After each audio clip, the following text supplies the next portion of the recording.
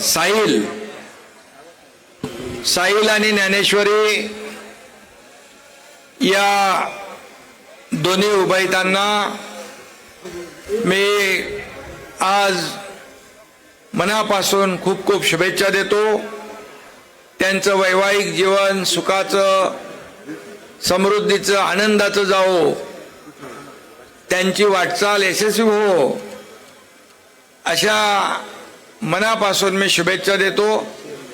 खरं म्हणजे आज सगळे संत, वारकरी, विविध क्षेत्रातले मान्यवर, आताच आपले बागडे नाना गेले आणि विविध लोक, इंदोरीकर महाराजांवर प्रेम करणारे सगळे लोक इकडं आज आल्याशिवाय राहणार नाहीत, अशा प्रकारचं काम इंदोरीकर महाराजांनी केलंय। कीर्तनाच्या माध्यमातून अगदी सरळ, साध्या, सोप्या भाषेत लोकांच्या मनाला भिडेल असं विनोदी शैलीमध्ये पण करतात ते विनोदी।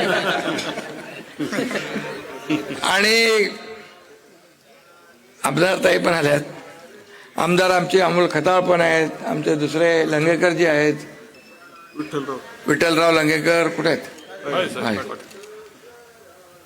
आणि सर्व लोकप्रतिनिधी इकडे। आता तर उन्हामध्ये जेवढे लोक आले, किती गरम आहे तरी 1 लाख लोक, त्याहीपेक्षा जास्ती लोक येतील। तर इंदोरीकर महाराज म्हटल्यावर काय, माणसांचा पाऊसच आहे नाही का।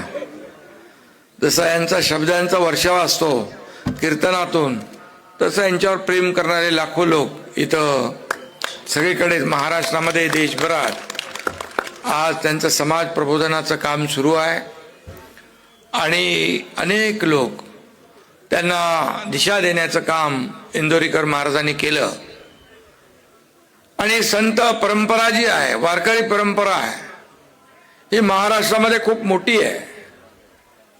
आणि त्यामुळे आषाढी असू द्या, कार्तिकी असू द्या, दर महिन्याच्या एकादशी असू द्या, हा वारकरी संप्रदाय महाराष्ट्राचा खऱ्या अर्थाने एक पाठीचा कणा आहे। आणि वारकरी संप्रदाय आपल्या प्रबोधनातून भजन, कीर्तन, प्रवचन या माध्यमातून समाजाला दिशा देण्याचं काम करतात। आणि म्हणूनच खऱ्या अर्थाने महाराष्ट्र ही शूरांची, वीरांची, संतांची, वारकऱ्यांची भूमी आहे। आणि म्हणून वारकरी संप्रदाय या महाराष्ट्रामध्ये खूप मोठ्या प्रमाणावर आहे। आणि म्हणून वारकरी संप्रदायासाठी अगदी जे जे काही करता आलं ते इंदोरीकर महाराज त्यांच्या टीमने केलंच आहे। आणि मी मुख्यमंत्री असताना देखील अनेक योजना वारकरी संप्रदायासाठी, वारकरी दिंड्यांसाठी, आपण अनेक पंढरपूरला देखील विकास कामं केली। आता देखील देवेंद्रजींच्या माध्यमातून हे काम पुढे सुरू आहे। आणि म्हणून या महाराष्ट्राला पुढे नेण्यासाठी, या महाराष्ट्राला सुजलाम सुफलाम करण्यासाठी या आमच्या लाडक्या बहिणी देखील उन्हामध्ये आहे तिकडं। मग माझी लाडकी बहीण योजना सगळ्यात मोठी झाली, एकदे सुपरहिट नाही का।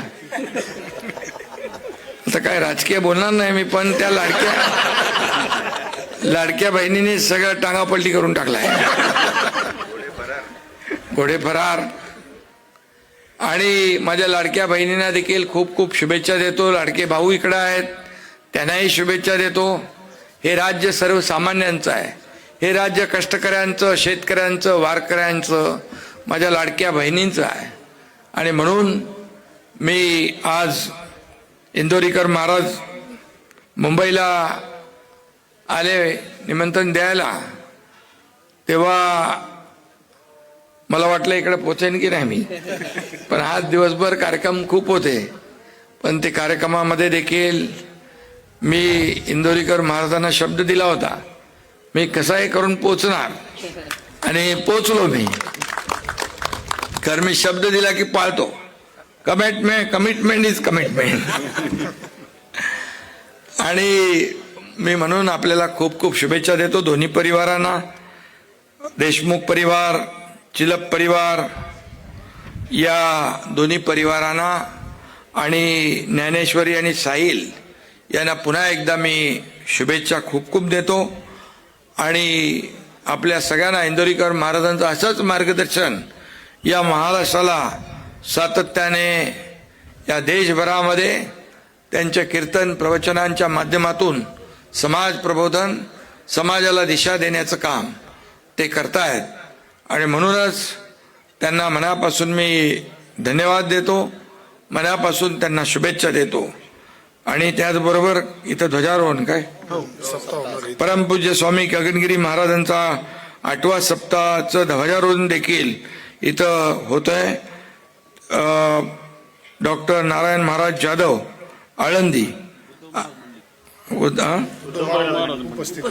उपस्थित, उद्धव महाराज मंडलिक, मार्गदर्शक इंदोरीकर महाराज, मार्गदर्शक सगळीकडे ऑल इन्स्टॉल तुम्ही, नो प्रॉब्लेम. इंदोरीकर महाराज असल्यावर काय प्रॉब्लेम आहे, काहीच नाही. आणि म्हणून मी पुन्हा एकदा खूप खूप शुभेच्छा, मनापासून आपल्याला शुभेच्छा. धन्यवाद. जय हिंद, जय महाराष्ट्र.